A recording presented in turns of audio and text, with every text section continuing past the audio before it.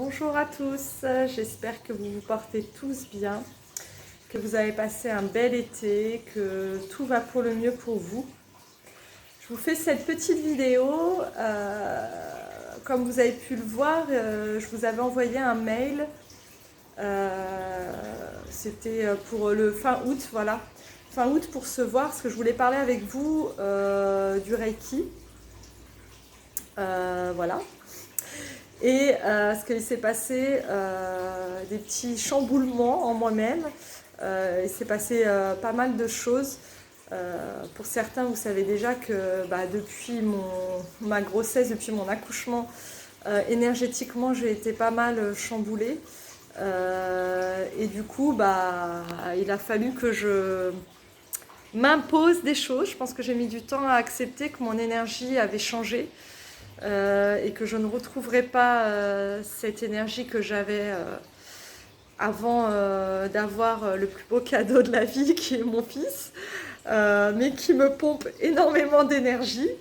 Donc voilà, donc j'ai mis beaucoup de temps et ça m'a vraiment créé du tort. Et je voulais en parler avec vous parce que je trouve qu'on ne met pas au cours de la formation, on ne parle pas assez de l'importance de la protection. Alors, on parle de se protéger, certes, mais la protection, ça va bien plus loin que ça, parce qu'on a beau avoir plein de gris-gris et avoir tout ce qu'on veut et avoir la méthode. Si énergétiquement on n'est plus aligné ou qu'il y a eu des changements, on aura beau avoir tous les outils à portée de main, et ça a été mon cas, hein, on ne sera pas bien protégé. Et c'est exactement moi ce qui m'est arrivé, parce qu'en fait, dès que je pratiquais, et je pratiquais trop en fait aussi, trop de séances, j'avais toujours beaucoup de mal à récupérer derrière, à me retrouver énergétiquement. Donc j'ai mis du temps à accepter qu'il fallait que je travaille moins. Comme tout le monde, hein, il y a toujours aussi l'aspect financier, il y a plein de choses qui viennent un peu nous mettre le mental, continuer à lutter. Et alors que à un moment donné, je vais un petit peu à l'encontre de ce que je vous apprends, de ce que je vous transmets. C'est le respect de soi, c'est prendre soin de soi. Et moi-même, voilà, j'ai été à l'encontre de moi-même parce qu'il y a le côté financier qui vient un petit peu nous polluer, et puis parce que je voulais tellement que ça continue certaines choses que du coup j'étais en lutte. Voilà, hein, ça a valu que, heureusement, à un moment donné, grâce à des collègues, à force qu'on me remette d'aplomb, j'ai dit à un moment donné stop, quoi. L'idée, c'est pas de prendre soin des autres et puis au final, c'est moi qui vais avoir la santé en l'air. Voilà, on fait un métier, c'est pas ça le but, quoi. Et comme je vous le dis souvent, pour bien prendre soin des autres, il faut déjà prendre soin de soi, d'abord en premier lieu. Donc c'est bien gentil de donner des conseils, mais si je les applique pas moi-même, ça va pas le faire. Donc j'ai décidé de les appliquer. Et du coup, je prends beaucoup moins de soins par semaine. Faut savoir que avant que j'ai mon fils, et même pendant grossesse, sauf vers la fin, mais je prenais 3 soins énergétiques par jour. Moi, j'en avais pas conscience, mais beaucoup de collègues m'ont dit c'est énorme, énorme, 3 soins énergétiques par jour. C'est vrai qu'à ce moment-là, moi, j'avais l'énergie, j'étais alignée, j'avais mon beau-fils, mais on l'avait que la moitié du temps. Donc j'étais encore un peu dans mon énergie entre guillemets de célibataire. J'avais du temps pour moi, pour me recharger, pour méditer tous les jours, etc. Enfin vraiment voilà, j'étais totalement alignée, tout collait. Et puis il y a eu l'accouchement, il y a eu mon petit, on a eu le plus grand qui du coup on l'a à temps plein depuis 1 an et tout. Et du coup voilà, forcément. Énergétiquement, il y a plein de choses qui changent dès qu'on a des chamboulements dans sa vie, hein, il y a eu un déménagement, etc. Dès qu'il y a des choses, des changements comme ça, énergétiquement, on change. Et donc, à ce moment-là, c'est important de lever le pied. Et ça, moi, j'en avais pas conscience et je veux vous en parler aujourd'hui Parce que pour moi, je trouve que c'est essentiel, parce que sinon, c'est là où on se chope des énergies négatives, des entités, ce que vous voulez, des choses qui ne nous appartiennent pas. Alors, choper des entités, c'est pas un mal en soi, hein. Je veux dire, dans la vie, tout le monde se chope des entités. Et même moi, quand j'étais totalement au plus haut, alignée énergétiquement et avec une super énergie, je devais m'en choper. Sauf que comme j'étais vraiment totalement alignée, centrée dans le cœur et tout, et que j'avais une très haute vibration, bah, du coup, je m'en débarrassais par moi-même, je ne m'en rendais pas compte. Alors qu'aujourd'hui, bah, là, vu que j'étais tout le temps fatiguée quand je faisais mes soins, bah, du coup, je me chopais des entités ou des énergies discordantes, bref, des choses qui ne m'appartiennent pas, parce que je suis fatiguée. Et donc, c'est là où je veux mettre le point, c'est-à-dire qu'à partir du moment où vous êtes fatigué, je vous déconseille de faire des soins. Vraiment, c'est important de vous respecter à ce moment-là, même s'il y a un rendez-vous qui a été pris, vous l'annulez. Restez dans le respect de vous-même, et même pour la personne, c'est mieux parce que du coup, vous lui repoussez son soin, vous le ferez quand vous serez dans des meilleures énergies, et pour elle, ça en sera que mieux, mais c'est surtout pour vous, vous respecter, commencez pas à partir là-dedans, parce que du coup, vous allez puiser dans vos réserves, inconsciemment, hein, on ne s'en rend pas compte. Hein. C'est même en se disant, je vais faire un petit soin, allez, je fais un soin à quelqu'un que je connais, comme ça, je suis fatiguée, mais ça va le faire. Bah en fait, vous allez vous dire, j'y vais cool, je fais un soin tranquille, peut-être un petit peu moins long que d'habitude. Mais en fait, non, vous allez puiser dans vos réserves, vous n'allez même pas vous en rendre compte. Et vous allez aller chercher dans vos ressources. Donc voilà, je voulais vraiment vous parler de ça, de cette expérience que j'ai vécue pendant tous ces derniers mois, qui m'ont vraiment impactée, parce que je suis vraiment passée par tous les... par beaucoup de remises en question en fait, si j'allais continuer ou pas, hein, ce travail. Euh, il faut savoir aussi, vous avez déjà dû en entendre parler, que le Reiki, on parle beaucoup que le Reiki a été perverti. Moi, c'est quelque chose qu'on m'avait beaucoup dit, je ne m'étais pas forcément euh, penchée sur la question plus que ça en fait. Et du coup, là, avec tout ce qui s'est passé, c'est vrai que du coup, je me suis un petit peu plus plongée, parce que bah, dernièrement, je me sentais plus trop alignée au Reiki. J'avais toujours envie de me faire des autotraitements, de faire des soins énergétiques. Mais la méthode du Reiki, je me sentais plus alignée dernièrement. Et du coup, j'ai commencé à me renseigner, parce que je me suis dit pourquoi je ressens ça alors que le Reiki a fait partie de ma vie pendant de nombreuses années. J'étais totalement alignée, ça m'a fait un bien fou. J'ai atteint la paix intérieure totale. J'ai atteint vraiment des états de bien-être grâce au Reiki qui étaient énormes. Pourquoi là, je me sens plus alignée avec le Reiki, qu'est-ce qui se passe? Donc du coup, j'ai fait un petit peu aussi mes recherches, et du fait déjà que mon énergie est changée, bah, il se peut qu'aussi, à un moment donné, bah, j'ai besoin d'évoluer vers autre chose, et que le Reiki ne me corresponde plus. Donc je peux continuer à travailler en soins énergétiques, mais je vais travailler plus avec la méthode Reiki, avec d'autres méthodes en fait. Et puis c'est aussi que du coup, je me suis vraiment penchée sur la question de quand on parlait que le Reiki avait été perverti. C'est quelque chose qu'on ne parle pas en formation, hein, bien évidemment. J'ai un peu le regret, moi j'ai découvert ça après, hein, une fois que j'étais formée.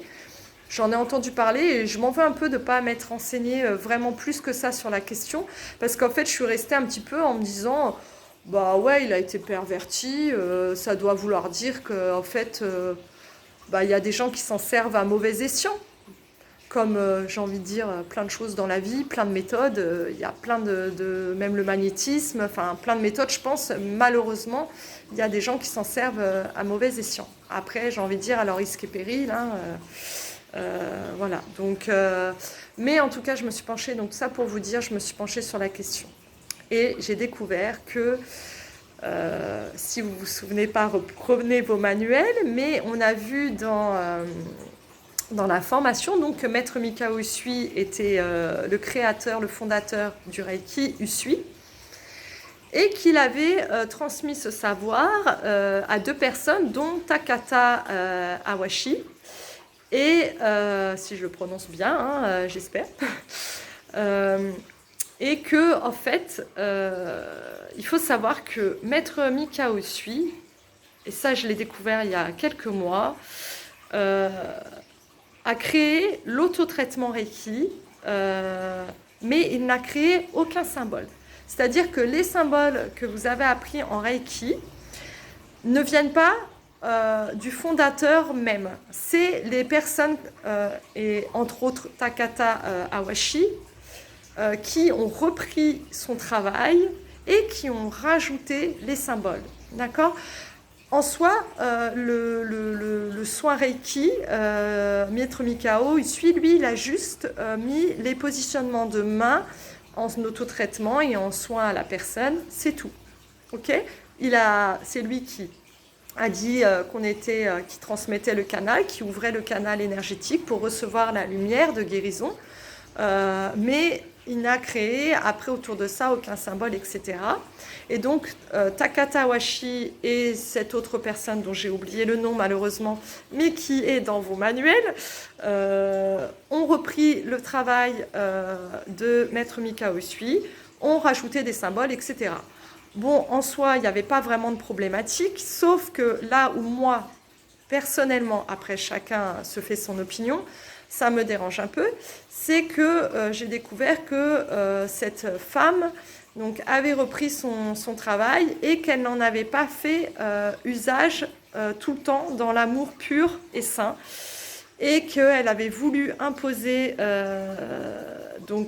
sa méthode, enfin la méthode du Reiki, à la médecine générale, dans le sens où ça allait guérir totalement des personnes malades. Elle a voulu vraiment l'imposer. Enfin voilà. Et ça, c'était pas juste. Et elle n'a pas été dans l'amour pur. Et on sait très bien que le Reiki, c'est de la prévention de santé. Hein, attention. Alors certes, ça peut éviter d'avoir des maladies. Pour certaines personnes, ça peut les apaiser, mais en aucun cas, on ne peut prétendre soigner quelqu'un, lui enlever un cancer ou je ne sais quelle autre maladie, d'accord ?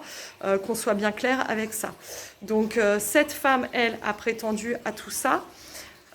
Bon, après ça, est-ce que c'est du commérage ou pas? Mais il aurait été dit aussi qu'elle était quand même déséquilibrée mentalement et qu'elle a fini sous antidépresseur. Et j'ai entendu dire qu'elle se serait suicidée. Mais encore une fois, tout ça, je n'ai pas de preuves à l'appui. Enfin, voilà, c'est des on-dit. Donc après, à voir si vraiment, j'ai pas trouvé de source sûre là-dessus. En tout cas, pour l'instant. Mais sachez en tout cas que tout ce que je vous dis par rapport aux symboles et à ce qu'elle a voulu imposer à la médecine générale, tout ça, ça vient quand même des écoles de Reiki de la Fédération française. Donc voilà, il y a quand même des choses qui sont vraiment là. Voilà. Donc à partir de là, si vous voulez, moi, ça m'a un peu chamboulée. Parce que ça allait un petit peu, entre autres, à l'encontre de ce que moi je peux ressentir. Pour moi, le Reiki, c'est une énergie pure, c'est une énergie saine. Donc voilà, donc je voulais vous dire l'importance vraiment, si vraiment vous ne le sentez pas, déjà précisez bien quand vous vous connectez à l'énergie Reiki, vous connectez à l'énergie Reiki d'origine, ok ? Pour être vraiment connecté d'origine, c'est Maître Mikao Usui, c'est ce que Maître Mikao Usui a créé. Ok ?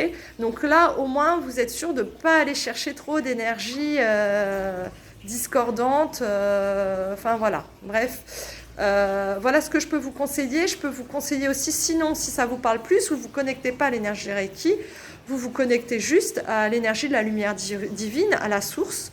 Voilà, ça suffit. Moi, pour ma part, je ne travaille plus avec les symboles parce que du coup, ça ne me parle plus.